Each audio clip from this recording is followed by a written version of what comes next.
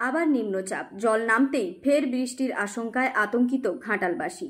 নমস্কার, আপনারা দেখছেন স্থানীয় সংবাদ। আপনাদের সঙ্গে আমি মন্দিরা মাঝি। ঘাটাল মহকুমায় সবেমাত্র কিছুটা স্বস্তি ফিরেছিল। বন্যার জল ধীরে ধীরে নামতে শুরু করেছে।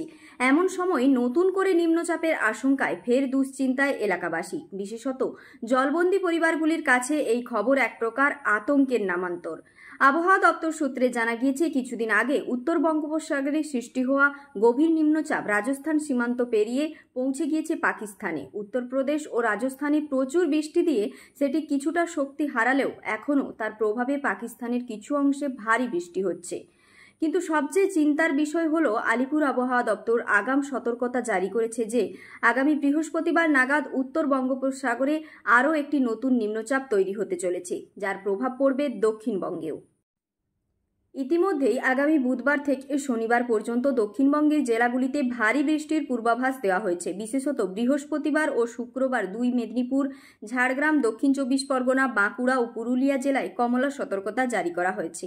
অর্থাৎ কিছু এলাকায় অতি ভারী বৃষ্টির আশঙ্কা রয়েছে। আলিপুর আবহাওয়া কেন্দ্রের অধিকর্তা হাবিবুর রহমান বিশ্বাস জানিয়েছেন, এবার বর্ষার শুরু থেকেই বঙ্গোপসাগরে একের পর এক নিম্নচাপ তৈরি হচ্ছে। সাধারণত জুন থেকে সেপ্টেম্বর পর্যন্ত 10 থেকে 12টি নিম্নচাপ হয়, কিন্তু এবারের মৌসুমে মাত্র এক মাসের মধ্যেই 6টি নিম্নচাপ সৃষ্টি হয়েছে, আর একটি আসতে চলেছে।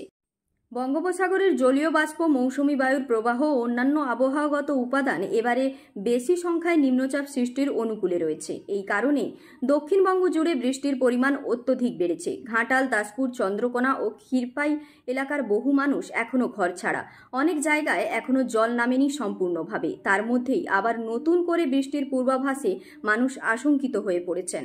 স্থানীয় প্রশাসনের তরফে এখনও কোনো নতুন সতর্কতা না এলেও এলাকার বাসিন্দারা চাইছেন আগেভাগে প্রয়োজনীয় পদক্ষেপ গ্রহণ করুক ব্লক ও পৌর কর্তৃপক্ষ।